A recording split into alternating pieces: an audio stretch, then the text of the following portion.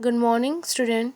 Today we will continue chapter 1 sanitation and disease. So हमने जो last class में chapter 1 sanitation and disease chapter जो पढ़ा था, आज हम उसी चैप्टर को कंटिन्यू करेंगे. So topic is how to prevent breeding of mosquitoes. पूछ रहे हैं कि जो मॉस्किटोज़ रहते हैं, मतलब जो मच्छर हैं, उनको बढ़ने से रोकने के जो उपाय होते हैं उनके बारे में पढ़ेंगे. If we are unable to stop water from stagnating around our house, mosquito will breed in the dirty water. Malaria may cause when this mosquito will bite us. बोल रहे हैं कि अगर हम अपने घर के आसपास जो पानी होता है, जो गंदा पानी होता है, अगर हम उसको नहीं रोक पा रहे हैं, ठीक है, तो उससे क्या होता है, जो गंदा पानी होता है तो उसमें क्या होंगे, मच्छर ब्रीड होंगे, मीन्स मच्छर जन्मेंगे, बढ़ेंगे. ठीक है, तो वो गंदे पानी में क्या होता है, मच्छर बढ़ते हैं. मलेरिया तब हो सकता है जब ये मच्छर हमें काटेंगे. क्या होता है, अगर जो गंदा पानी अगर इकट्ठा होगा एंड उसमें मच्छर बढ़ रहे हैं और वही मच्छर अगर हमको जब काटेंगे तो वो मच्छर को काटने से कौन सा डिसीज़ होता है, हमें मलेरिया होता है. हमारे घर के जो आसपास to prevent breeding mosquito around our house, हमारे जो घर के आसपास जो मच्छर हैं उनको बढ़ने से रोकने के लिए हमको क्या बोल रहा है, we must take the following precaution. तो हमको कुछ सावधानियां बरतनी होंगी. ठीक है, first is we should not allow water to stagnate inside और आउटसाइड आवर हाउस. बोल रहे हैं कि जो हमारे घर के मीन्स हमारे जो हम पानी को अपने घर के अंदर या बाहर नहीं फेंकने देना चाहिए. मीन्स हमको घर में भी या बाहर भी क्या होता है, पानी ऐसे इकट्ठा रखना नहीं चाहिए. And second is drains must be clean from time to time. Drains means जो नालियाँ होती है उनको टाइम टू टाइम मीन्स समय समय पर क्या होता चाहिए, क्लीन करते रहना चाहिए. And third is water tank should always be kept covered. And जो वाटर टैंक होता है मीन्स जो पानी की टंकी होती है उसको हमेशा ढक कर रखना चाहिए, क्योंकि खुले में रखने से क्या होगा, मच्छर उसमें बढ़ते हैं. ठीक है, never allow the water to remain filled in coolers and other appliances when not in use. बोल रहे हैं जो चीज़ें जो अप्लायंसेस जो चीज़ें कभी यूज़ में नहीं आती हैं या होती हैं, ठीक है, उपयोग में नहीं, जो यूज़ में नहीं होती, उन पे कभी भी, जैसे कि पानी का जो होता है, उस जो कूलर होता है उसमें पानी भर कर नहीं रखना चाहिए. एंड जो अदर जो अप्लायंसेस होते हैं, कोई भी अगर कोई बर्तन है या ख़राब कोई भी चीज़ है तो उसमें पानी भर के नहीं रखना चाहिए. अगर उसमें पानी भरा रखाएगा तो उसमें क्या होगा, मच्छर जो मॉस्किटोज़ होंगे वो ब्रीडिंग होंगे, मतलब वो बढ़ेंगे. जैसे कि आप ये पिक्चर देखेंगे तो आप लोगों को ये पिक्चर में समझ में आएगा. Then last is water is throat should be change from the time to time. And जो वाटर होता है, जो कुंडो बोलते हैं जिस कुंडों में, उसमें भी क्या होता है, पानी को समय समय पर बदलते रहना चाहिए. जो ट्राउट मीन्स है, ट्राउ इसका मतलब होता है जो एनिमल्स के लिए घर के बाहर जो एक छोटा सा क्या होता है, कुंडो जैसे रहता है, तो उसमें जो पानी भरी होती है उसको भी क्या होता है, समय समय पर चेंज करते रहना चाहिए.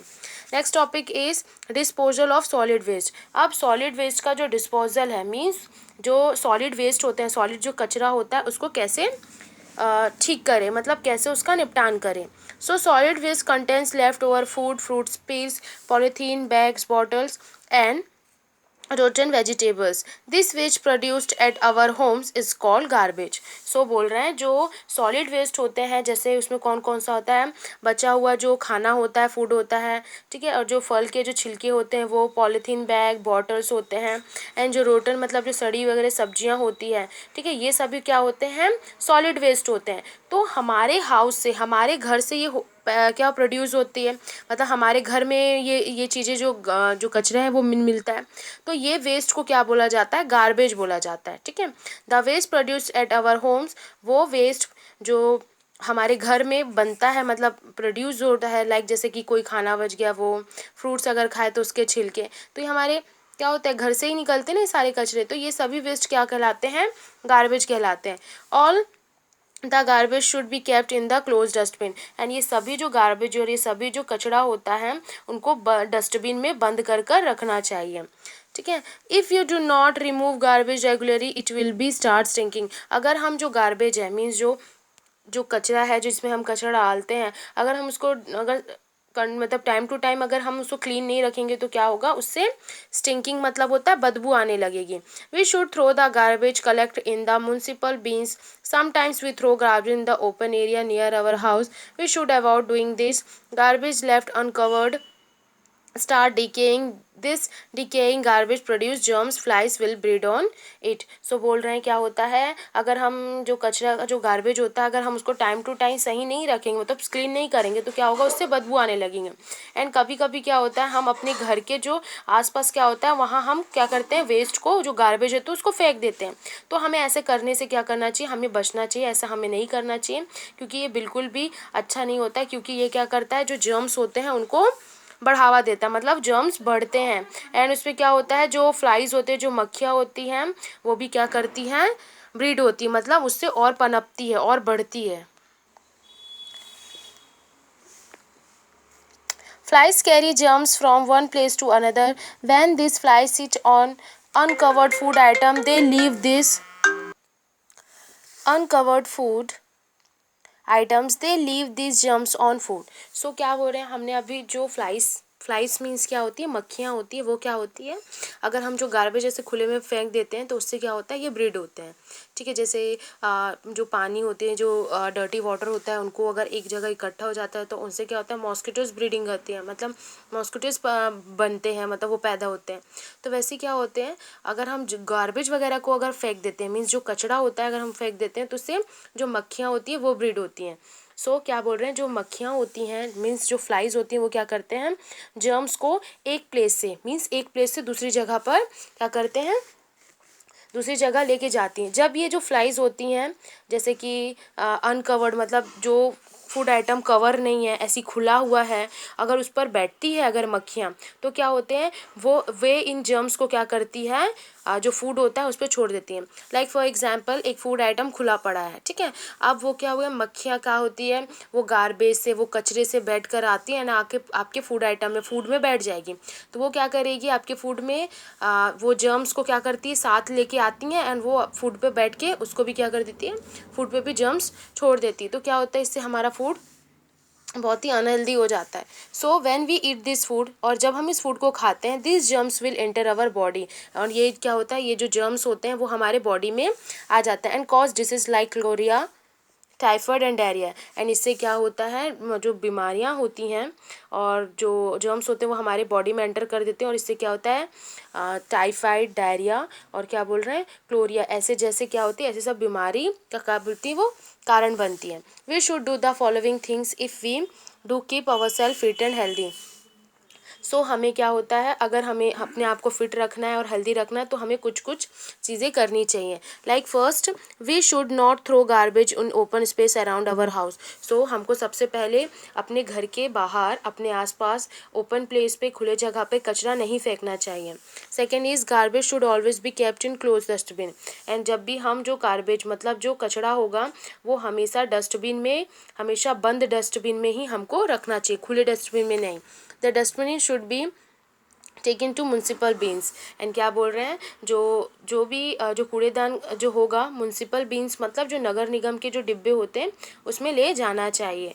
And last is, never leave the food uncovered. And कभी भी आपको जो भी आपका फूड है उसको कभी भी खुला नहीं छोड़ना चाहिए, क्योंकि अगर उसमें फ्लाइज मतलब मक्खियाँ बैठेंगी तो क्या होता है, वो अपने साथ जर्म्स को भी छोड़ देती हैं उस प्लेस में। नेक्स्ट इज कॉमन डिसीज, मतलब अब इनसे अगर हम सफाई का ध्यान नहीं रखेंगे सो कौन कौन सी बीमारियां हो सकती हैं उसके बारे में हम देखेंगे। So first is diarrhoea. Diarrhoea is a very common disease caused by the germs. Diarrhoea क्या होता है, एक बहुत ही आम बीमारी है जो जर्म्स की वजह से ही होता है। Like a person suffering from diarrhoea passes loose watery stool many times in a day. ठीक है, कोई अगर पर्सन, ठीक है, कोई अगर इंसान डायरिया से, अगर उसे डायरिया हो गया है तो क्या होता है, वो दिन में कई बार मतलब दिन में कई बार उसे लूज मोशन होता है। ठीक है, मतलब जो ढीले पानी का क्या होता है, जो वेस्ट होता है, वेस्ट मटेरियल होता है, वो क्या होता है, पास होता है। ठीक है, स्टूल होता है, मतलब उसका पेट क्या हो जाता है, बिल्कुल पूरी तरीके से क्या होता है, ख़राब हो जाता है, एंड उसको क्या होता है, वाटरी स्टूल होता है। ठीक है, लूज मोशन हो जाता है, and there is a lot of water and salt from the body, this is a loss loss of water and salt from the body of the person. And इससे क्या होता है, हमारे जो भी इंसान जिसको अगर ये होता है तो उसके बॉडीज़ के पूरे पानी और जो वाटर और जो नमक होता है वो बिल्कुल लूज़ हो जाता है, कम हो जाता है। देन दिस कॉज डिहाइड्रेशन, और इसकी वजह से क्या हो जाता है, ये डिहाइड्रेशन हो जाता है पानी की कमी की वजह से। इट इज़ वेरी डेंजरस, जो बहुत ही ज़्यादा खतरनाक होता है। To compensate the loss of water and salt in the body of the person suffering from diarrhea, she should be given plenty of fluids and medical salts to avoid dehydration. Such as salt is called oral rehydration solution, ORS. So अगर किसी भी person को diarrhoea होता है तो उसमें क्या होता है, वाटर और जो सॉल्ट होता है उसका कम हो जाता है। सो क्या बोल रहे हैं कि डायरिया से कोई भी इंसान अगर सफ़र कर रहा है तो उसके शरीर में पानी और जो भी नमक का जो नुकसान होता है उसके लिए हम क्या करना चाहिए, उसे डिहाइड्रेशन से बचाने के लिए प्लेंटी ऑफ फ्लूइड्स, मतलब उसे ज़्यादा क्या देना चाहिए, पीने वाली चीज़ें ज़्यादा देनी चाहिए।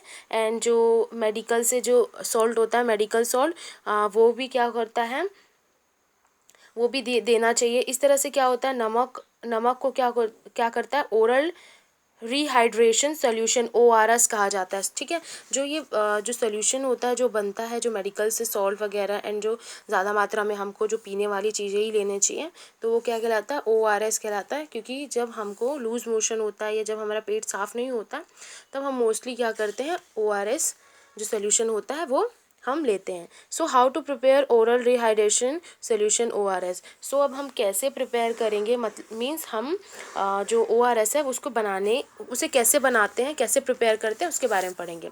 सो टेक अ क्लीन कंटेनर, सबसे पहले एक साफ कंटेनर लो, बर्तन लो। Pour 1 litre of boiled water in it, and आप उसमें, पॉर मीन्स उबला हुआ पानी, और 1 लीटर अब उसमें उबला हुआ पानी डालें। And then add 1 teaspoon full of common salt and 1 teaspoon full of sugar. And उसके बाद आप पूरे 1 चम्मच नमक का और 1 चम्मच चीनी का उसमें डालें। And then stir the solution well, and जो सोल्यूशन बना है उसको अच्छे से घोले। स्टीर मीन्स घोले। Now the oral rehydration solution is ready. अब क्या है, जो ORS है, जिसका full form oral rehydration solution होता है, ORS का, वो अब रेडी है। The above solution should be given to the patient suffering from diarrhea at regular intervals. Doctor's advice should also be taken. The ORS should not be kept for more than 12 hours. So क्या बोल रहे हैं कि जो हमको ऊपर जो solution दिया गया है, जो भी बताया गया है, अब उससे क्या करना है, जो भी पेशेंट है, जो भी पर्सन है, उसको क्या करना चाहिए, डॉक्टर के एडवाइस से उसे लेना चाहिए।